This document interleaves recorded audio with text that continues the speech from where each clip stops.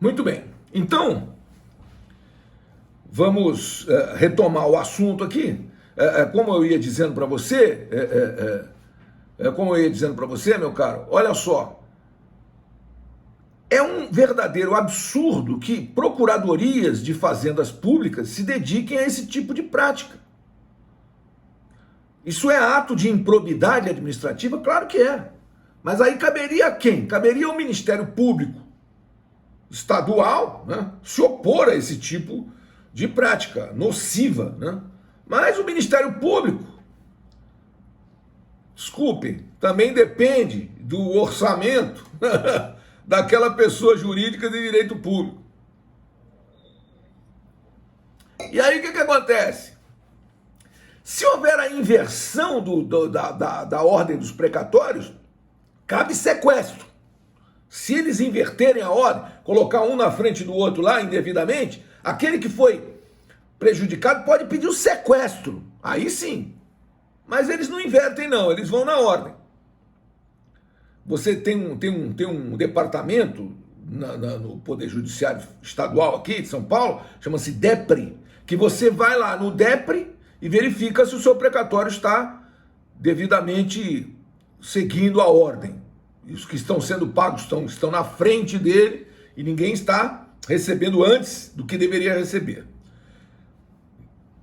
Mas a hipótese de sequestro é muito remota, porque não vão inverter a ordem. Agora, a hipótese do governo arrecadar e não pagar, essa é uma hipótese que cabe intervenção. Você pode pedir a intervenção no governo. Agora, vejam, senhores, quem é que vai processar o pedido de intervenção? É o presidente do Tribunal de Justiça.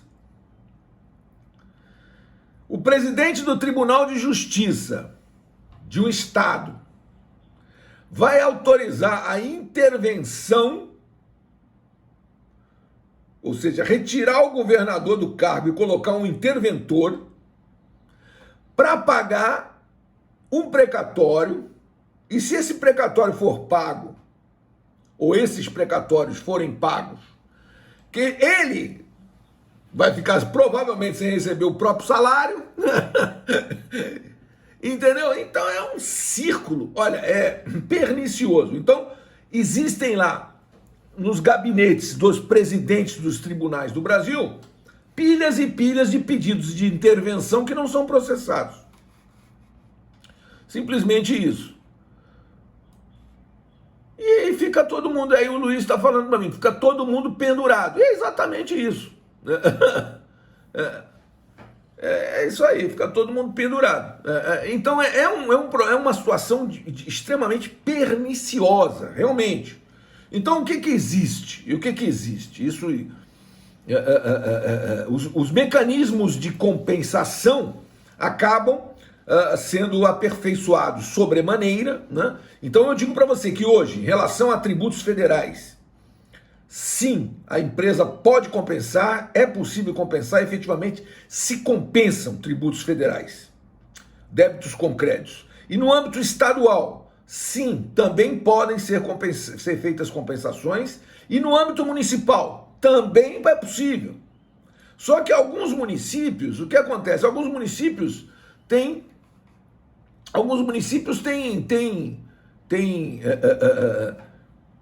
tradição de pagar seus precatórios. O município de Santos paga os precatórios em dia.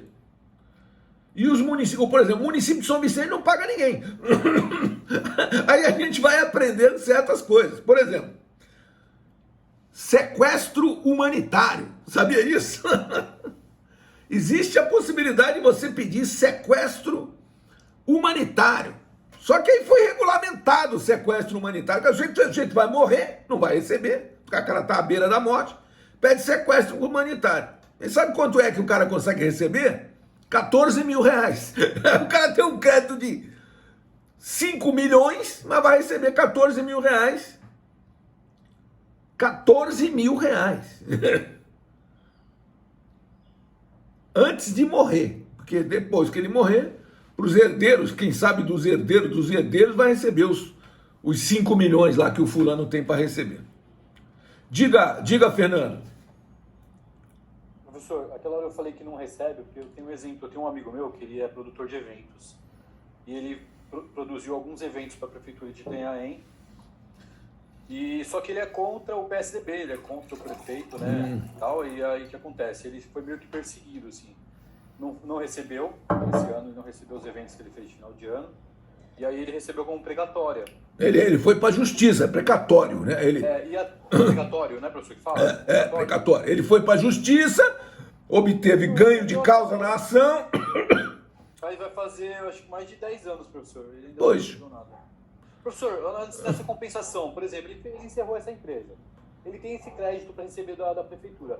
Se ele fizer uma nova empresa agora, e ele quiser substituir pelo pagamento do ISS da nova empresa, pode? Não pode. Não pode.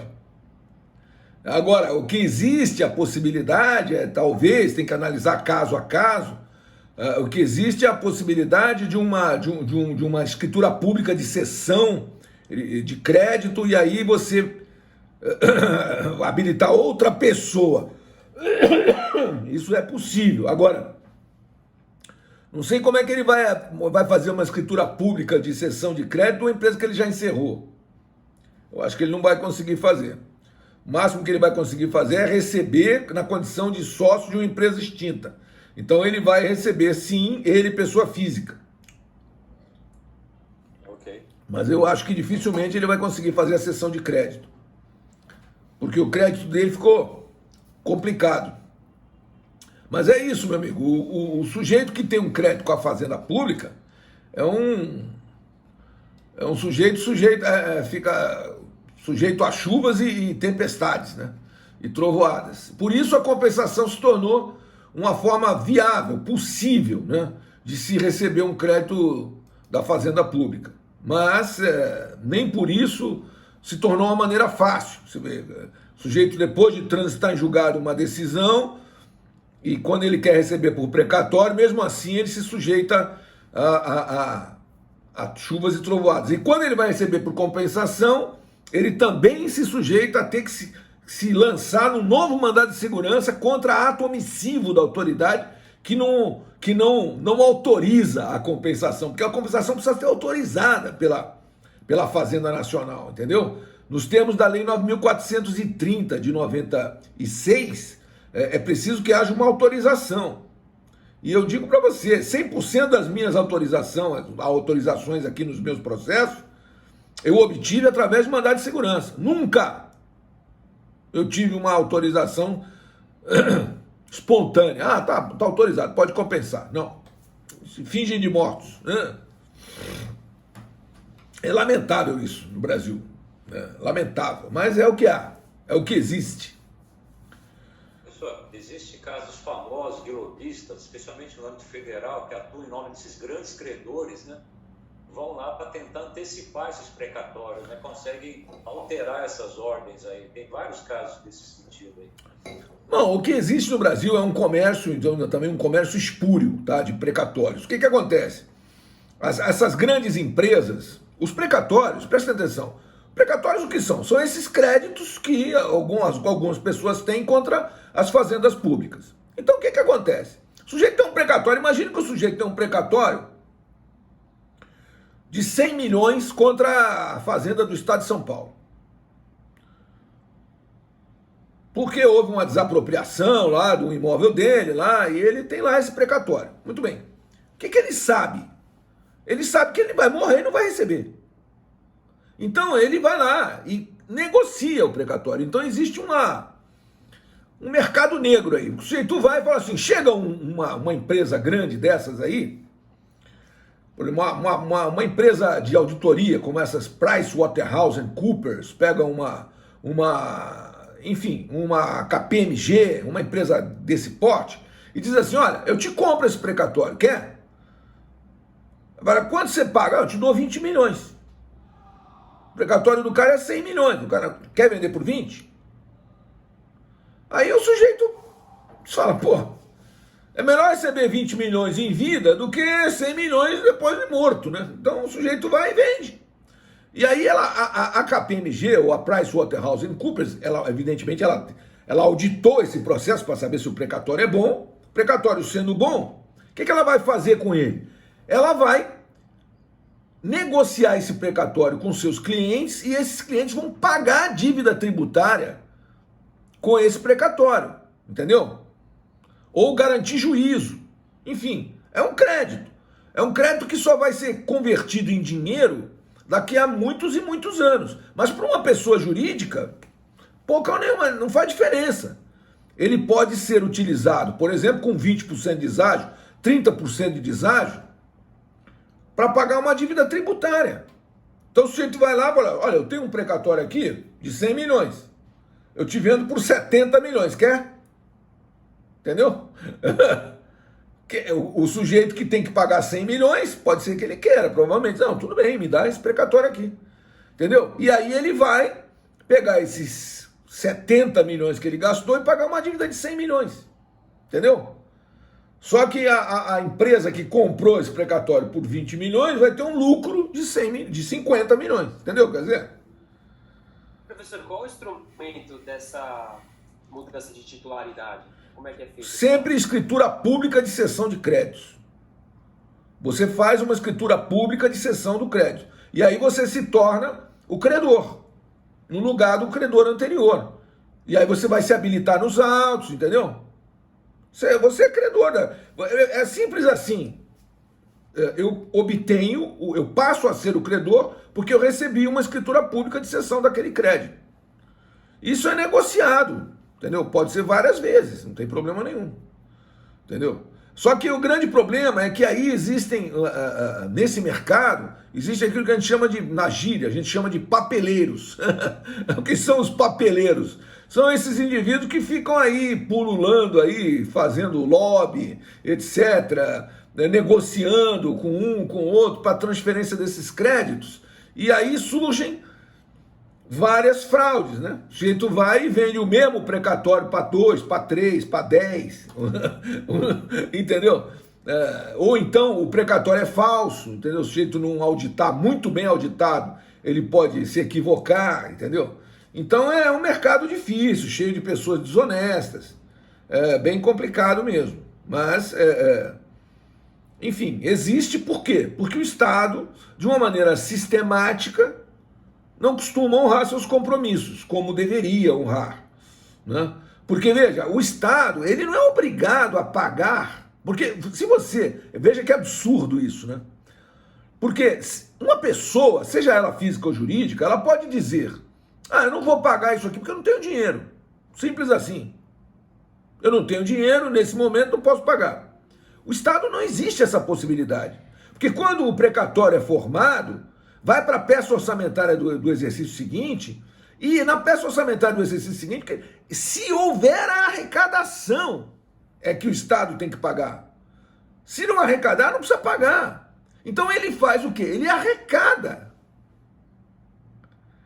E mesmo depois de ter arrecadado aquela quantia, ele desvia o recurso para outra rubrica lá no orçamento do Estado e não paga o precatório.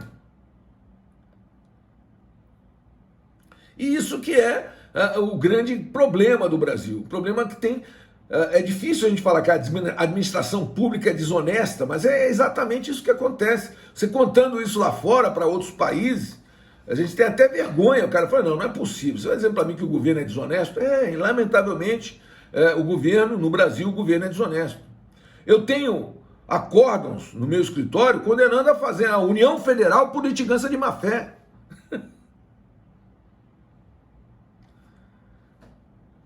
Entendeu? É triste, cara, mas é um fato, entendeu? As fazendas públicas, de uma maneira geral, agem muito mal. A União, então, eu tinha aqui em Santos, eu como sou um advogado de Santos, eu tinha duas situações, a União e o município de Santos pagavam em dia seus precatórios. O Estado de São Paulo sempre foi inadimplente, mas a União e o município sempre pagaram em dia. O município de Santos continua pagando em dia seus precatórios. Tanto assim, se você quiser comprar um precatório de Santos, você não vai encontrar para vender. Não existe no mercado. Por quê? Porque Santos paga em dia. Então quem tem um precatório contra o município de Santos vai receber, no prazo. Agora, quem tem um precatório contra o município de São Vicente vai entrar com sequestro humanitário antes de morrer para receber 14 mil reais, e vai morrer, não vai receber, mas os herdeiros receberão, porque depois de algumas décadas eles não têm o que fazer e pagam. Eles não têm mais recurso para interpor e pagam. Um dia eles acabam pagando, mas provavelmente nunca para o credor real, para o credor do processo mesmo. E aí, o que acontece? As décadas vão se passando, o sujeito morre, o advogado morre também, morre todo mundo. E acontecem absurdos, como esse absurdo que aconteceu recentemente. No ano passado, né, foi julgado lá no Superior Tribunal de Justiça o processo que ia ser um precatório da princesa Isabel, reivindicando a posse e uma discussão de propriedade e posse do Palácio das Laranjeiras, onde fica o governo do estado do Rio de Janeiro, né? Ou seja, a autora da ação era a princesa Isabel. Veja, e o processo estava lá no STJ para julgar um recurso, e ao final e ao cabo, os herdeiros da princesa Isabel perderam a ação. Enfim, aí é bom porque serve de argumento para os meus clientes, né? Quando o cliente começa a reclamar que o processo dele está demorando muito, fala, pô, meu processo não anda, professor, doutor, meu processo não anda.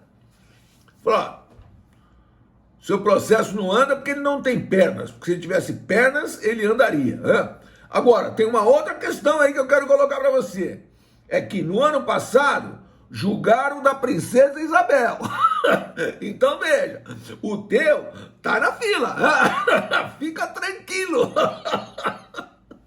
O da princesa Isabel já foi julgado agora em 2020, entendeu? Você fica tranquilão, que o teu tá lá na ordem cronológica para julgamentos lá do Superior Tribunal de Justiça e logo você vai obter um resultado, ou os seus herdeiros, ou os herdeiros dos seus herdeiros.